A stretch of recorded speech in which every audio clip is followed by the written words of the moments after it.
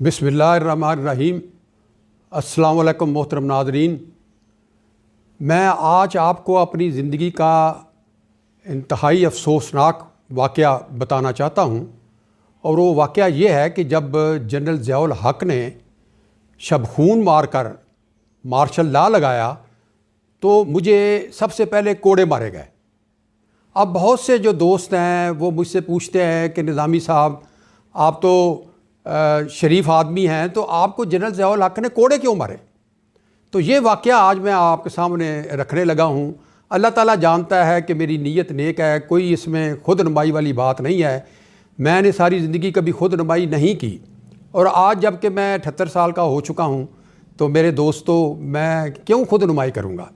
لیکن میں یہ چاہتا ہوں کہ میں یہ واقعات جو ہیں، جو میرے تجربات اور جو میرے مشاہدات ہیں، وہ نوجوان نسل سے میں شیئر کروں، تاکہ ہو سکتا ہے کہ وہ ان سے کچھ سبق حاصل کر کے بیدار ہو کر، باشعور ہو کر ایک بہتر مستقبل کی سمت کی طرف چل پڑیں، اور وہ سوچیں کہ ہمارے ملک کے ساتھ کیا ہو رہا ہے اور ہم کس طریقے سے یہ جو مسائل ہیں ان سے باہر نکل سکتے ہیں، اور ہمارا ماضی ہمیں کیا سبق دیتا ہے۔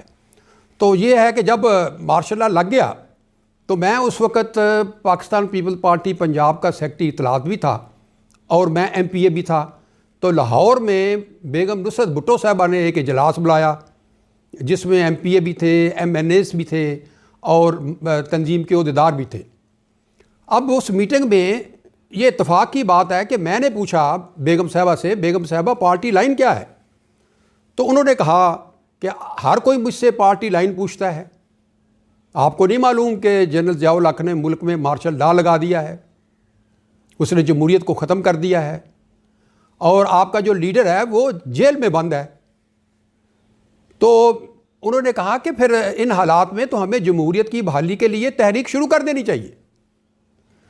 چنانچہ میں نے کہا کہ بیگم صاحبہ، سب سے پہلے میں گرفتاری پیش کروں گا۔ مارشل لا بڑا سخت مارشل لا تھا، لوگ خوف زدہ تھے۔ جنرل ضیاء الحق کا مارشل لا اتنا سخت تھا کہ بہت خوف زدہ تھے، پریشان تھے۔ لیکن میں نے کہا جی کہ میں سب سے پہلے گرفتاری دوں گا۔ تو میں نے روزنامہ مساوات تھا اس وقت پارٹی کا ترجمان، اس میں نے اعلان کر دیا کہ میں فلاں تاریخ کو اتنے بجے داتا دربار سے میں گرفتاری پیش کروں گا۔ اب پولیس الرٹ ہو گئی، اور پوری حکومت بلکہ الرٹ ہو گئی کہ یہ کون بندہ آ گیا ہے، اتنے مرکزی عہدیدار جو ہیں وہ تو نظر نہیں آ رہے، اور یہ کون ہے قیوم نظامی جس نے یہ اعلان کر دیا ہے کہ میں مارشل لا کے خلاف گرفتاری پیش کروں گا۔ چنانچہ پولیس جو تھی اس نے چھاپے مارنے شروع کیے، لیکن میری نیت چونکہ نیک تھی، کیونکہ میری کمٹمنٹ تھی ایک، تو میں اپنے گھر میں سونے کی بجائے میں کسی اور جگہ چھپ گیا۔ اور جس دن میں نے داتا دربار گرفتاری پیش کرنی تھی، میں 2-3 دوستوں کے ساتھ داتا دربار کے جو پیچھے گیٹ ہے اس سے میں اندر چلا گیا داتا دربار میں۔ وہاں پر ہم نے نماز پڑھی، اور نماز پڑھنے کے بعد جب میں مین گیٹ سے باہر آیا تو میں نے ابھی جوتی بھی نہیں پہنی، تو پولیس نے مجھے گھیرے میں لے لیا۔ آپ اندازہ کریں کہ خوف کے اس عالم میں کوئی 1,500-2 ہزار جیالے اور جیالیاں وہ اکٹھے ہو گئے تھے وہاں پر۔ تو پولیس نے جب گھیرا ڈالا تو میں تو ننگے پاؤں تھا، جوتی بھی انہوں نے پہننے نہیں دی۔ تو 20 اور جو کارکن تھے وہ بھی گرفتاری کے لیے اس سرکل میں آ گئے۔ اس میں ایک سائیں ہیرا بھی تھا، جو لاہور شہر کے لوگ ہیں اس کو جانتے ہیں کہ وہ ایک سائیں تھا جو گٹا بیچتا تھا، اور بھٹو صاحب کی تقریریں بھی سناتا تھا، ان کی تصویر بھی ساتھ گدھا گاڑی کے اوپر رکھ کے تصویر ان کی، تو سارے شہر میں وہ گٹا بیچتا تھا، محنت کش تھا، سائیں تھا، بھٹو کا عاشق تھا۔ تو میں نے کہا سائیں جی آپ باہر نکل جائیں، آپ چلے جائیں۔ تو وہ سائیں ہیرا کہنے لگا قیوم نظامی، میں نے وہاں جانا ہے جہاں پر میرا لیڈر بھٹو ہے۔ تو یہ جذبہ دیکھیں لوگوں کا کہ جو اس وقت میں حیران ہو گیا۔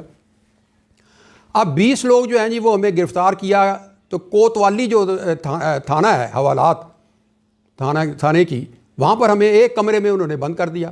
اب یقین کریں کہ وہ اتنا چھوٹا کمرہ تھا کہ ہم 20 لوگوں کے لیے بیٹھنا مشکل ہو رہا تھا، اور اسی طرح ہم نے رات جو ہے وہ جاگ کے گزاری۔ دوسرے دن جو پولیس ہے وہ مجھے شاہدرہ کی ایک حوالات تھی وہاں لے گئی، گندی حوالات، وہاں پر چوری اور ڈاکے کے مجرم، ان کے ساتھ انہوں نے مجھے بٹھا دیا۔ پھر اس کے بعد شام کو انہوں نے سمری ملٹری کورٹ تھی اس میں مجھے پیش کیا، تو دونوں ہاتھوں کو ہتھکڑی میری لگا کے وہ میجر کے سامنے پیش کیا تو میجر نے مجھ سے پوچھا کہ آپ داتا دربار گئے تھے؟ میں نے کہا جی ہاں. تو دوسرے لمحے وہ میجر کہتا ہے کہ بھئی آپ کو 1 سال قید بامشقت اور 10 کروڑوں کی سزا سنائی جاتی ہے. میں نے کہا کوئی مجھے بھی حق ہے کہ بات کرنے کا؟ تو وہ کہتا ہے جی پولیس والے کو کہتا ہے جی ان کو باہر لے جاؤ. وہ مجھے باہر لے آیا. اس کے بعد مجھے کوٹ لکھپت جیل میں بھیج دیا گیا. کوٹ لکھپت جیل میں 2 دن کے بعد جب میرے وہاں پر انہوں نے قیدیوں کے ساتھ جو سیاسی قیدی تھے، ہم کو ڈاکو تو نہیں، چور نہیں تھے، اخلاقی مجرم نہیں تھے، سیاسی کارکن تھے، لیکن ہم سب کی جتنے بھی کارکن تھے ان کے وہ بال انہوں نے موڑ دیے، کاٹ دیے بال، اور ہمیں قیدیوں والے لباس پہنا دیا، قیدیوں والی ٹوپی پہنا دی. تو 2 دن کے بعد جب میرے والد اور میرے فیملی کے جو لوگ ہیں وہ ملاقات کے لیے آئے تو اور بھی قیدی تھے وہاں پر، تو وہ مجھے دیکھیں، میں ادھر دیکھوں، میں ان کو کہوں جو میں ہی ہوں میں قیوم نظامی، تو وہ پہچان نہیں سکتے تھے. یہ صورتحال وہاں بن گئی تھی. 18 اکتوبر کی بات ہے کہ یہ وہ 18 اکتوبر تھا 1977 کہ جب جنرل ضیاء الحق نے یہ قوم سے وعدہ کیا تھا کہ میں 90 دن کے اندر انتخابات کراؤں گا، اور 18 اکتوبر کا اعلان بھی اس نے کر دیا کہ انتخابات کرائے جائیں گے. مگر 18 اکتوبر کو ہم جو کارکن تھے وہ جیل کی فیکٹری میں مشقت کر رہے تھے، جو اون تھی مکس ہوئی اس کو الگ الگ کر رہے تھے. تو ہمیں بلاوا آیا. بلاوا عام طور پر آتا ہے ملاقات کے لیے. ایک مجھے بلاوا آیا، ایک وہ حاجی طارق تھا، اور ایک جاوید. یہ تینوں جیلے ان کو بلاوا آیا تو ہم سمجھا ہماری کو ملاقات آئی. تو جیل کا سٹاف جو ہے وہ ہمیں لے گیا. بھٹو صاحب بھی اس وقت اسی جیل میں تھے. تو ان کی بیرک کے ساتھ ایک موت کی کوٹری تھی، ہمیں وہاں پر بند کر دیا. تو وہاں پر ایک ڈاکٹر صاحب آئے جیل کے، انہوں نے ہمیں چیک کیا اور کہا کہ یہ کوڑے کھا سکتے ہیں. تو میں نے جو دوسرے کارکن تھے ان سے کہا کہ سب سے پہلے میں کوڑے کھاؤں گا. انہوں نے جو دربار ہے اپنا لگایا ہوا تھا وہ بالکل بھٹو صاحب کی دیوار کے ساتھ، تاکہ جو کارکن ہیں جب ان کو کوڑے پڑیں گے تو وہ چیخیں گے تو ان چیخوں کی آواز ذوالفقار علی بھٹو تک جائے گی تو ان کو اذیت ہوگی. میں نے اللہ تعالیٰ سے دعا کی، یا اللہ تو آپ دلوں کے حال جانتے ہو، نیتوں کو جانتے ہو. میں نے کوئی چوری کوئی نہیں کی، ڈاکہ نہیں مارا، میں نے ایک نظریے کے لیے یہاں پر قربانی دے رہا ہوں، تو مجھے اتنا حوصلہ دینا کہ میں صبر کے ساتھ کوڑے کھا لوں. چنانچہ جب میں وہ اس بیرک میں گیا تو ادھر وہاں پر دربار لگا ہوا تھا، فوج کے کچھ افسر تھے، لوگ تھے بیٹھے ہوئے تھے، کچھ جیل کا سٹاف بیٹھا ہوا تھا. ایک ٹکٹکی تھی ایک طرف پڑی ہوئی، ایک پہلوان تھا، وہ بہت مضبوط جسم کا پہلوان، ہاتھ میں اس نے کوڑا پکڑا ہوا تھا تو ایسے کر رہا تھا. تو یہ منظر تھا. تو آپ اندازہ لگائیں کہ اللہ نے مجھے اتنا حوصلہ دیا کہ میں ٹکٹکی کی طرف جانے کی بجائے میں ان افسروں کی طرف چلا گیا، اور میں نے کہا کہ میں آپ سے 2 سوال کرنا چاہتا ہوں. ایک سوال یہ ہے کہ جب جنرل ضیاء الحق نے ٹی وی پہ خطاب کیا تو اس نے کہا کہ ہم لوگوں کو جب کوڑے ماریں گے کہ ان کو ننگا نہیں کیا جائے گا، تو آپ نے مجھے میرا لباس سارا اتار دیا ہے اور یہ پتلی سی آپ نے لنگوٹی باندھ دی ہے، مجھے آپ نے ننگا کر دیا ہے. تو وہ کہنے لگے جی کہ نظامی صاحب کوئی بات نہیں، آپ کو صحیح جگہ پہ کوڑے لگیں گے. میں نے کہا وہ تو آپ شلوار کے اوپر بھی لنگوٹی باندھ سکتے تھے. میں نے کہا جی دوسرا میرا سوال آپ سے یہ ہے کہ آپ مجھے اس لیے سزا دے رہے ہیں کہ میں نے مارشل لا کے ضابطے کی خلاف ورزی کی ہے،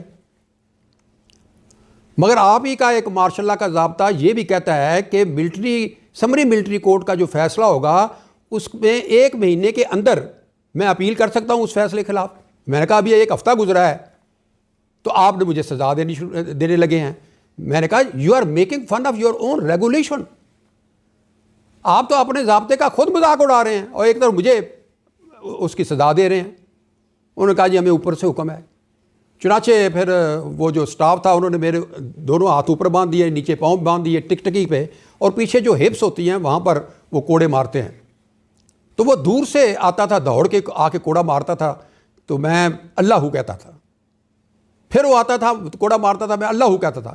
تو وہ جو ایک کوئی کیپٹن ہوگا فوج کا یا میجر، اس نے کہا اور زور سے مارو، حالانکہ وہ زور سے مار رہا تھا. تو وہ میرا خیال ہے کہ 6-7 کوڑے کھانے کے بعد مجھے وہ بلیڈنگ بھی تھوڑی تھوڑی شروع ہو گئی، لیکن اللہ نے حوصلہ مجھے دیا. اور جب آخری کوڑا اس نے مارا تو میرے بے ساختہ میرے منہ سے نکل آیا کہ جیوے بھٹو. اب اس کے بعد جب 10 کوڑے مکمل ہو گیا تو انہوں نے میرے ہاتھ کھولے، میرے پاؤں کھولے اور مجھے کہتے ہیں اسٹریچر پہ لیٹ جاؤ. میں نے انہیں کہا کہ مجھے بتاؤ کوئی سمری ملٹری کورٹ نے اپنے آرڈر میں لکھا ہے کہ مجھے آپ نے اسٹریچر پہ ڈالنا ہے؟ میں نہیں اسٹریچر پہ لیٹتا. تو میں 1 فرلانگ کے فاصلے پہ جیل کا جو ہاسپٹل تھا وہاں پر چل کے گیا. اتنا اللہ تعالیٰ نے مجھے یہ حوصلہ دیا. تو یہ تھا ایک کوڑے کھانے کا جو واقعہ ہے. اور جو کوڑے کیوں مجھے مارے گئے یہ میں نے آپ کو اس لیے بتایا کہ میرے دیس کے نوجوانوں عہد کر لو، آپ عہد کر لو کہ جو بھی حالات ہو جائیں ہم نے ملک میں مارشل لا نہیں لگنے دینا. اور میں آپ کو بڑے یقین اور اعتماد سے کہتا ہوں نوجوانوں، آپ بہت بڑی طاقت ہو. آپ نے صرف فیصلہ کرنا ہے اور وہ جو طاقتیں ہیں اشرافیہ کی ان کو پتہ چل جائے گا اور وہ کہیں گے کہ بس بھائی اب نوجوان بیدار ہو گیا ہے، باشعور ہو گیا ہے. اگر ہم کسی کے ساتھ کوئی زیادتی کریں گے، ناانصافی کریں گے، کوئی تشدد کریں گے، جرم کریں گے تو پھر وہ سارے نوجوان ملک کے کھڑے ہو جائیں گے. تو میں آپ کا بڑا شکر گزار ہوں کہ آپ نے میری یہ داستان، حالانکہ خوشگوار نہیں ہے، بڑی ایک افسوسناک یہ داستان ہے جو آپ نے سنی ہے. اور مجھے امید ہے کہ آپ انشاءاللہ ان سے کچھ جو بھی کوئی سبق حاصل آپ کر سکتے ہیں آپ کریں گے اور پھر کوشش کریں گے کہ پاکستان کو ہم صحیح سمت پہ چلائیں اور اس ملک کے اندر حقیقی عوامی جمہوریت ہونی چاہیے. یہ جو جمہوریت ہے یہ حقیقی عوامی جمہوریت نہیں ہے. میں ایک واقعہ جو ہے وہ بھول گیا، میں بیان نہیں کر سکا. میں سمجھتا ہوں کہ وہ بہت ضروری ایک واقعہ ہے. وہ یہ ہے کہ میرے ساتھ ایک حسن بھیا، وہ ایک جیلا تھا، غریب جیلا بیچارہ، اس نے بھی گرفتاری پیش کی. اس کو جب سبری ملٹری کورٹ میں پیش کیا گیا تو اس نے کہا، اس کا کوئی نفسیاتی مسئلہ تھا. اس نے کہا میجر صاحب میری بات سن لیں، جنرل ضیاء الحق کو کہہ دو کہ اگر وہ پاکستان کو چلانا چاہتا ہے تو مجھ سے مشورہ کرے، میرے بغیر وہ حکومت نہیں چلا سکتا. اور دوسری بات یہ ہے کہ میں یہاں پر کھڑے کھڑے سارا پاکستان خرید سکتا ہوں مگر میرے پاس دولت نہیں ہے. اب اندازہ کریں کہ اس نے یہ بات کی، پتہ چل رہا تھا کہ وہ بیچارہ نفسیاتی مسئلہ ہے اس کا، اس کے باوجود میجر نے اس کو 1 سال 10 کروڑوں کی سزا دے دی. اور میرے دوستو جب مجھے ہتھ کڑی لگائی گئی تو مجھے ایک شعر یاد آ گیا جو بہت ہی خوبصورت ہے، کیونکہ میں تو دعا مانگ رہا تھا، سزا تو مجھے یہ دے رہے تھے دعا مانگنے کی. تو شعر وہ جو ہے وہ یہ ہے کہ بلند ہاتھوں پر زنجیر ڈال دیتے ہیں، بلند ہاتھوں پر زنجیر ڈال دیتے ہیں، چلی ہے رسم کہ دعا نہ مانگے کوئی. تو یہ ایک بہت اچھا شعر مجھے اس وقت جب انہوں نے کڑی لگائی تھی تو یہ اس وقت یاد آ گیا تھا. میں آپ کا بہت ہی شکر گزار ہوں کہ آپ نے میری باتوں کو سنا. اللہ تعالیٰ آپ کو سلامت اور شاداب رکھے اور پاکستان کے جو عوام ہیں ان کو اللہ تعالیٰ بیدار کر دے، باشعور کر دے، تاکہ پاکستان کو ہم درست سمت پر ڈال سکیں.